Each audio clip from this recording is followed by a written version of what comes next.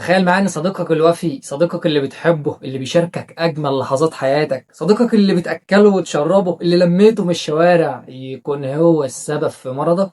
هل الحيوان فعلا ممكن ينقل مرض للانسان؟ اهلا بكم في بيترستان، معكم محمد ابو غزاله.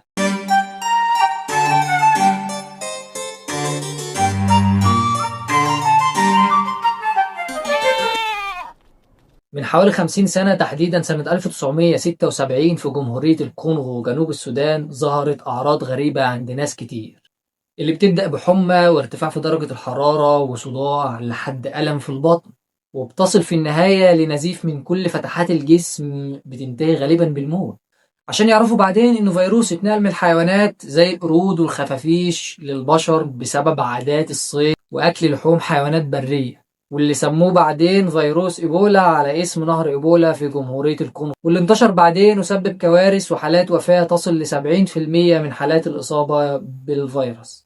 الحقيقة إن القصة كلاسيكية لانتشار معظم النوع ده من الفيروسات، زي فيروس الإيدز وفيروس إيبولا وفيروس التهاب الكبد. الأمراض يا صديقي اللي ممكن تصيب جسم الإنسان كتيرة، واللي غالبا ممكن يكون سببها إما وراثية أو جينية أو أمراض مناعة، مع شوية إصابات بدنية أو حتى أمراض بسبب نمط حياة الشخص والبيئة اللي بيعيش فيها، وكده نبقى عملنا الكوليكشن بتاع أسباب الأمراض. أما النوع الأخير والأهم هي الأمراض المعدية نتيجة الإصابة ببعض الميكروبات والفيروسات والديدان والفطريات، يعني الكائنات الدقيقة من الآخر. الأمراض المعدية دي بقى يا صديقي مجموعات كتير على حسب المصدر بتاعها، لكن أهم مجموعة أمراض بتصيب الإنسان من حيث المصدر هي مجموعة الأمراض المشتركة أو الزينوزيس، ودي مجموعة أمراض بتتنقل من الإنسان للحيوان أو من الحيوان للإنسان. يا نهار أبيض! يعني أنا ممكن أنقل مرض للحيوان بتاعي، الحيوان بتاعي ممكن ينقل لي مرض، يعني في مرض مشترك بيني وبينه. دي ممكن تكون بكتيريا أو فيروسات أو فطريات أو ديدان، واللي بتشكل أكتر من 60% من مجموعة الأمراض المعدية اللي بتصيب الإنسان، واللي تجاوز عددها 200 مرض. ما تنساش المرض المشترك مش معناه إن مرض ليه مثيل في الحيوان، ليه زي مرض السكر أو حتى ضغط الدم، لا أنا قصدي مرض مشترك، مرض بيتنقل رايح جاي بين الإنسان والحيوان، فعشان بس نعرف نكمل. يعني عزيزي المشاهد، الحيوان اللي انت مربيه في البيت، كلب او قطة او البغبغان اللي انت فرحان بكلامه، ممكن ينقل لك مرض، او انت برضه ممكن تنقل له مرض بالمناسبة يعني. او حتى شوية الفراخ اللي الحاجة مربياهم على السطوح، او السمك اللي بتروح تصطاده اخر اليوم عشان تفصل شوية، ممكن يكون مصدر عدوى. كمان حيوانات زي البقر والغنم اللي الفلاح بيربيهم علشان يكونوا مصدر غذاء، بل كمان منتجات الحيوان نفسه ممكن تكون مصدر عدوى، زي اللبن او الجبن او اللحوم، ممكن تنقل لك العدوى عزيزي المربي الجميل. بس تقريبا بعد الفيديو ده ما عادش حد يربي حيوانات. طيب لو انا عندي حيوان مصاب بمرض معدي للانسان، ازاي الانسان بيوصل؟ طرق انتقال النوع ده يا صديقي من الامراض مش كلها زي بعضها، يعني كل مرض بيتنقل بطريقة معينة. في اللي بيتنقل من خلال الاحتكاك المباشر زي عضة أو خربشة أو حتى مجرد تلامس للجلد، وفي اللي بيتنقل عن طريق الأكل الملوث، وده أخطر طريق حاليا. لما تاكل لحمة مش مستوية كويس أو تشرب لبن مش مغلي بشكل كفاية، أو يكون حيوان مصاب أو مريض أو حامل للعدوى وقت ذبحه، فلحمته أو مشتقاته تكون حاملة فعلا للعدوى. كمان الحشرات زي الناموس والذباب والبراغيث، الحشرات دي احيانا بتكون شغاله تاكسي اوبر، بتحقق اكبر تارجت من العض والقرص علشان تنقل العدوى.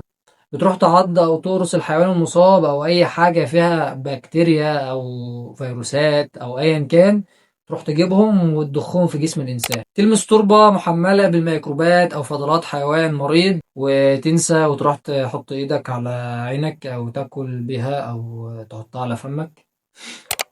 كمان المزارع اللي بتربي عدد كبير جدا من الحيوانات في أماكن ضيقة، زي الطيور والخنازير أو حتى الأبقار، بتكون بيئة مناسبة جدا لتفشي الأمراض اللي بتأثر على صحة الحيوان، وبالتبعية بتتنقل للإنسان، لدرجة إنها ممكن تعمل وباء زي ما شفنا قبل كده في تفشي إنفلونزا الخنازير. كمان تقطيع الأشجار وصيد الحيوانات البرية واستخدامها في الترويج والمهرجانات، ومحاولة استئناسها أو ذبحها وتداول لحومها ومنتجاتها زي ما بيحصل في أفريقيا وبعض دول آسيا.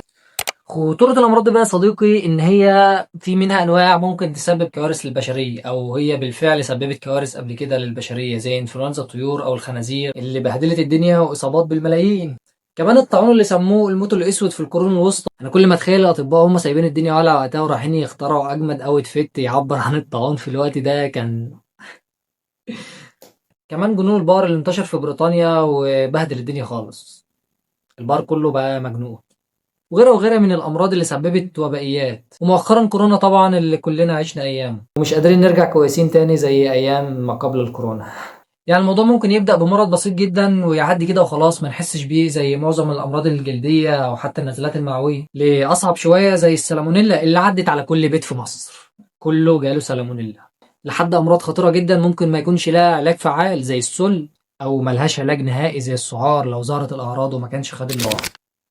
بعد جائحة كورونا بقى يا صديقي، منظمات الأمم المتحدة للصحة والغذاء قال لك لا مش هينفع اللي حصل ده يحصل كده ويمر مرور الكرام، فاجتمعت بقى 3 منظمات عالمية للصحة والغذاء زي ال WHO منظمة الصحة العالمية، وال WOH المنظمة العالمية لصحة الحيوان، ومنظمة الأغذية والزراعة ال FOH، وقال لك هنحط إيدينا في إيد بعض ونعمل اتحاد كده على الدايرة، وسموا الاتحاد ده TZG. قال لك بالاتحاد ده هنكون كلنا تحت مظلة واحدة وهي مظلة الوان هيلث أو الصحة الواحدة، يعني الإنسان والحيوان والبيئة كلهم بيتأثروا ببعض، وإن حصل اختلال في واحد منهم هيسبب كوارث للباقيين. يعني لو حصل مشكلة في البيئة هتأثر على الإنسان والحيوان والمناخ عامة، وكذلك إن حصل مشكلة في الحيوان أو الإنسان هتأثر على الكل. وكمان مؤخرا انضم لهم اتحاد الأمم المتحدة للبيئة كضلع رابع. المنظمات دي أدركت إن فناء العالم بالميكروبات أو بسبب فيروس حقير لا يرى بالعين المجردة أو تغير مناخ أمر وارد جدا، وإن العالم في الأيام الجاية هيشهد تطورات خطيرة جدا في الأمراض المشتركة والفيروسات والأوبئة عامة زي فيروس إيبولا أو زيكا اللي بيجوا من القرود وبعض الكائنات، واللي عادة انتشارهم بشكل وبائي هيقفل العالم من بدري. طب حد ممكن يسأل، أنا أصلا ما بتعاملش مع الحيوانات ومش مربى حيوانات وأنا أصلا نباتي، يعني مش باكل منتجات حيوانية، هل فعلا كده أنا في أمان؟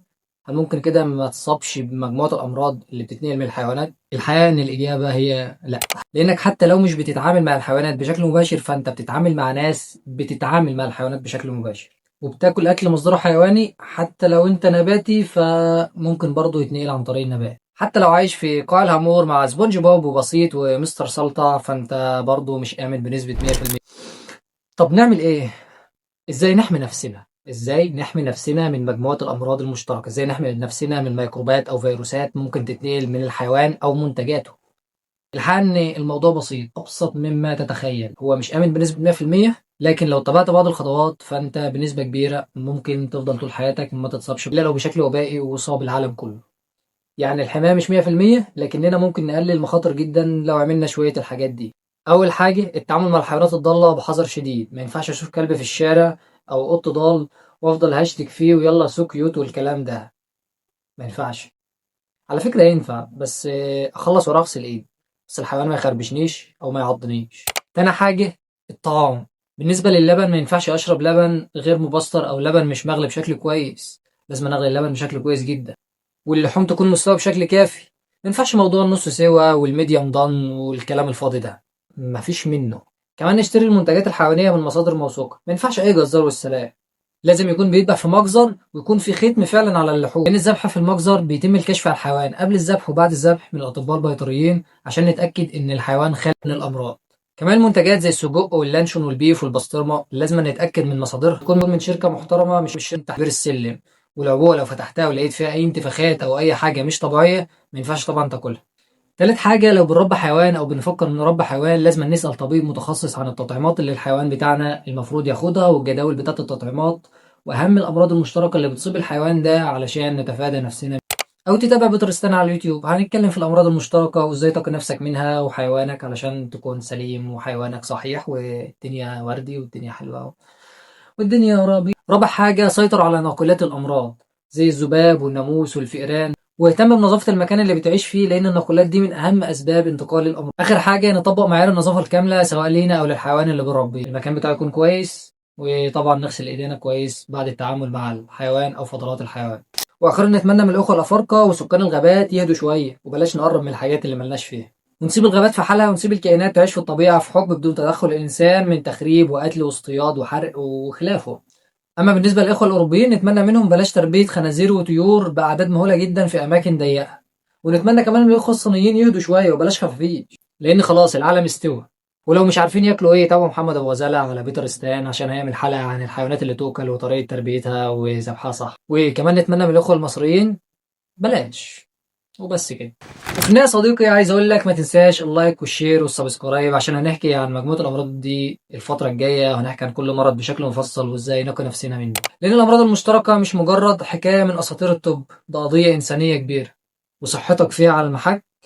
فخليك دايما واعي وخد احتياطاتك عشان الحيوان اللي بتحبه يفضل سبب فرحتك مش سبب مرضك. وبس كده.